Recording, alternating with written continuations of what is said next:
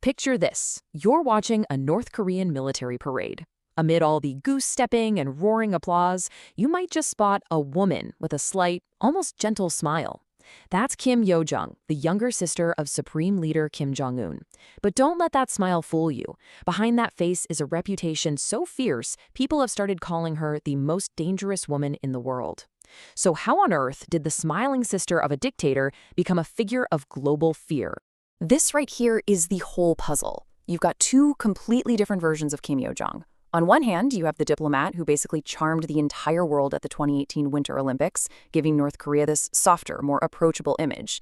And then, on the other hand, you have the tyrant, the one who issues these bone-chilling threats and is reportedly tied to some incredibly brutal purges. It's this wild contrast that makes her one of the most fascinating and frankly terrifying figures out there today. So let's dive right into that paradox, right? The diplomat's charm versus the tyrant's threat. How can these two things exist in the same person? Well, as we're about to see, experts are pretty clear on this. They warn that her pleasant public face is just a mask, a really carefully constructed one, hiding a ruthless operator who you should absolutely never, ever underestimate. If you were to watch North Korean state media, you'd often see her right there, by her brother's side. She'd look like a loyal assistant, maybe holding his documents or even an ashtray for him. To the rest of us, she was just a background figure. But what was happening behind the scenes was so much more than just a sister helping out. She wasn't just serving the regime. She was busy building her own fortress of power right inside of it. Okay, to really get how she got here, we've got to go back. Back to a childhood that was spent completely, and I mean completely, hidden from the public. She was known as the Invisible Princess, growing up in this isolated, almost mythical world inside Pyongyang's private compounds. It was a life of secrecy, of luxury, that she shared with her two older brothers. You see, her path to power wasn't flashy. It was quiet, and it was very calculated. It starts in 1996 when she's sent to school in Switzerland under a fake name. After she gets home, she grabs a computer science degree and takes a junior role in the party, just learning the ropes. Her big public debut, though, was at her father's funeral in 2011. That was the signal that she was officially in the inner circle. And then bam, by 2014, she has her first major title, a key role in propaganda that would become the very foundation of her power. And that time in Switzerland, it's just so fascinatingly weird. She's going by Pak Mi-young, and she and her brother are living in this totally normal apartment, not some grand mansion. They're acting like any other students, but it was all just a carefully managed show.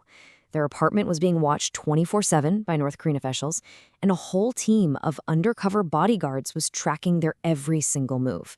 It was this bizarre performance of an ordinary life, backed by the entire might of an extraordinary totalitarian state. So after she gets back to North Korea, she's basically handed the keys to the regime's most critical weapon, its propaganda machine. And this, right here, is where she really started to build her power base. Now, the propaganda and agitation department, that's not just some PR office, no way. Think of it as the central nervous system of the entire regime. It's the machine that builds the godlike cult of personality around the leader, that controls every single thing that 25 million people see, hear, and believe. It literally manufactures the reality that keeps the Kim dynasty in power.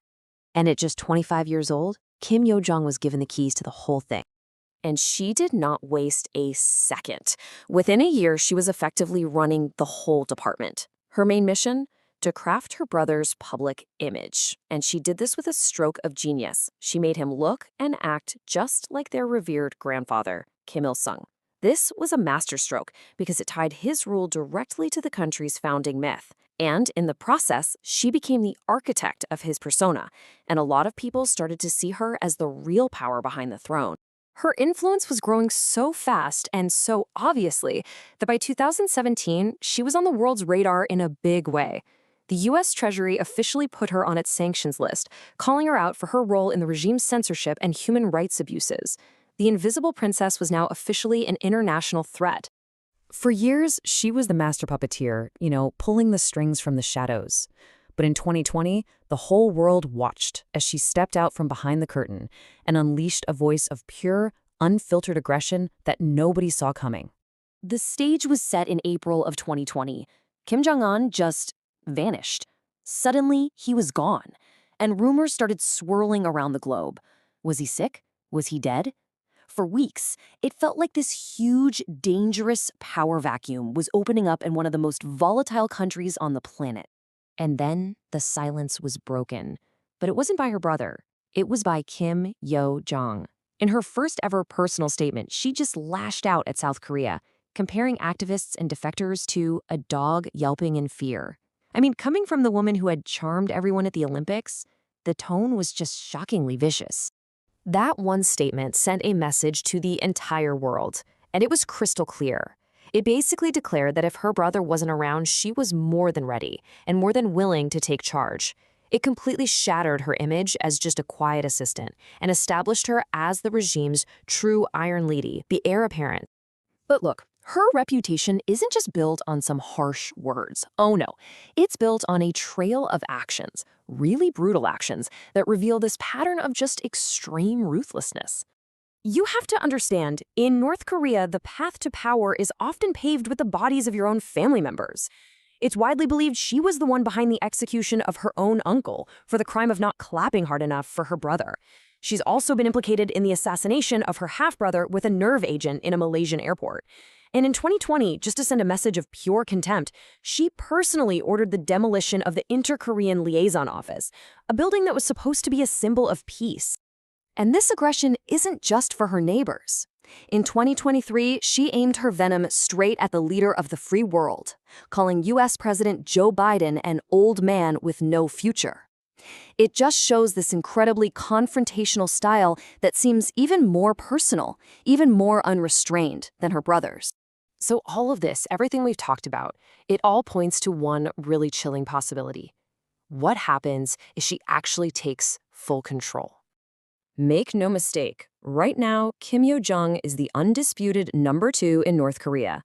She has a seat on the State Affairs Commission, which is the highest decision-making body in the entire country. And she's the one issuing most of the regime's official statements now, a job that used to belong exclusively to the supreme leader. She has become the voice and the face of North Korean aggression. And this is what makes her so uniquely dangerous. I mean, history has had plenty of ruthless female rulers, right? Like China's Empress Wu or England's Bloody Queen Mary.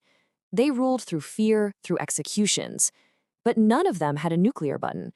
And none of them commanded a state that is so hermetically sealed that information itself is a weapon. Kim Yo-jong has both. Which leaves us with this one final, really sobering thought. The world used to just dismiss her as a quiet supporter, a face in the background. But today, she's arguably the second most powerful person in North Korea. So the question isn't whether she's dangerous anymore. It's if her brother were to disappear, is the world even remotely prepared for its first female dictator of a nuclear state?